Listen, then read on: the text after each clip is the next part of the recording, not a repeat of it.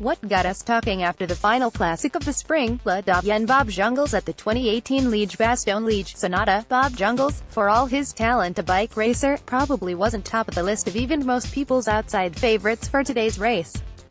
Jungels was riding in support of the informed Julian Alaphilippe at Liège-Bastogne-Liège, with even Philippe Gilbert making way for the Frenchman to ride as the outright leader of quick-step floors after his impressive victory at Flèche last Wednesday.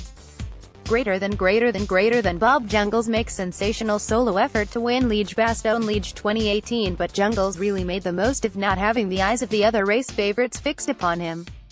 He made a strong showing on the climb of the Rochaux-Fossons, chasing down Sky's Sergio Henao before setting a pace that put a huge number of riders in trouble.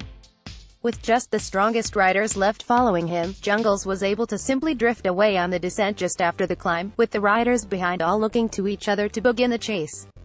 Little did they know that would be the last they saw of the Luxembourg champion, who capitalized on the flatter sections of the remaining 19 kilometers, using his big-time trial engine to amass a huge gap of almost a minute. That proved to be the most effective tactic for Jungels, whose time gap drifted severely on the next climb of the St. Nicholas. But after carrying around 20 seconds over the top of that climb, he once again made the most of the flatter sections into the final climb to extend his time gap and give him enough buffer to deliver a huge victory. Valverde misses out on his record win. Alejandro Valverde at the 2018 Liège-Bastogne-Liège. Sunada, much of the talk before Flèche was about how predictable the end result would be. Ride on to the Mur de Haie, wait for 100 meters to go, and watch Alejandro Valverde sprint to victory. But the Spaniard wasn't able to match Julian Alaphilippe on Wednesday, and so attention turned to whether he could equal Eddy Merckx's record 5 wins in La Doyenne on Sunday.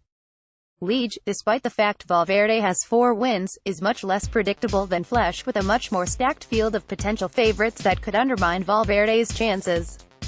And while Valverde still looked like one of the stronger riders out in the chase group today, attacking numerous times to try and bridge to Jungels, he was a closely marked man by Jungels' teammate Alaphilippe. Even the mighty Valverde can't match the sheer power and numbers Quick Step had, and with no teammates left to support him, it never looked like the 37-year-old would be allowed to get away, with the continual attacking and retreating slowing the chase and handing Jungels the victory.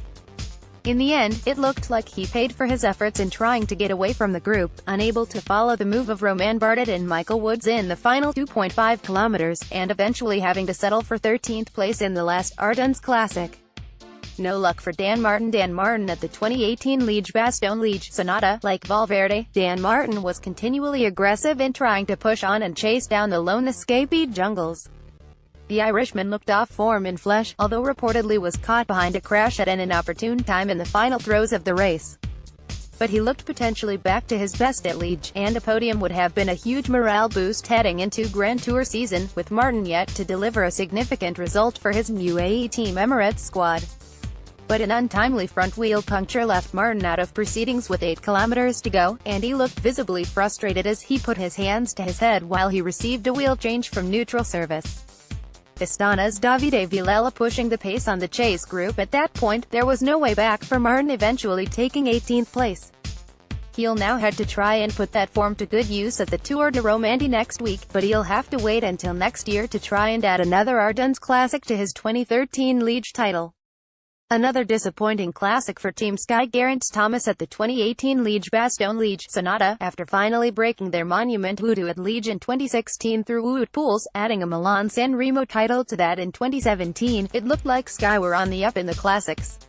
But 2018 hasn't been a spring to remember for the British team, and Liège was much the same as the last couple of months of racing.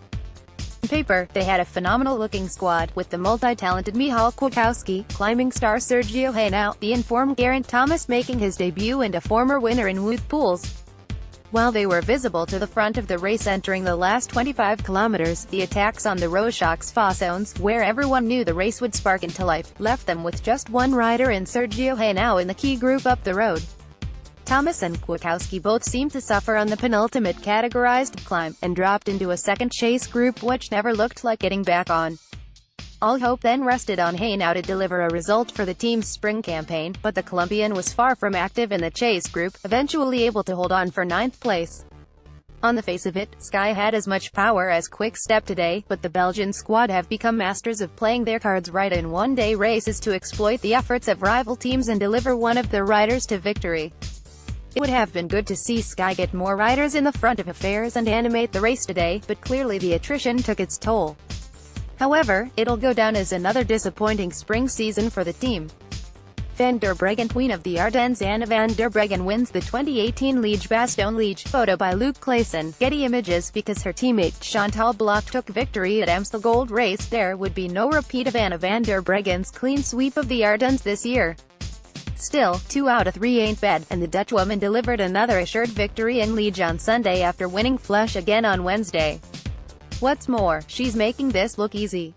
She was able to comfortably drop her 2 breakaway companions Ashley Moolman-Pasio and Annemiek van Vleuten on the St. Nicholas, before riding across to the rider out front Amanda Spratt, and leaving her for dead as she simply eased away from her on the final slopes into Aens.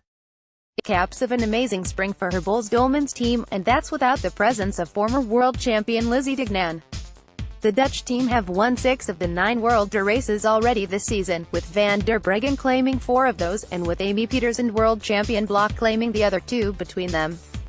But while Quick-Step Floors have dominated the men's classics with their sheer strength and numbers, Van der Breggen looks like she could do it all by herself.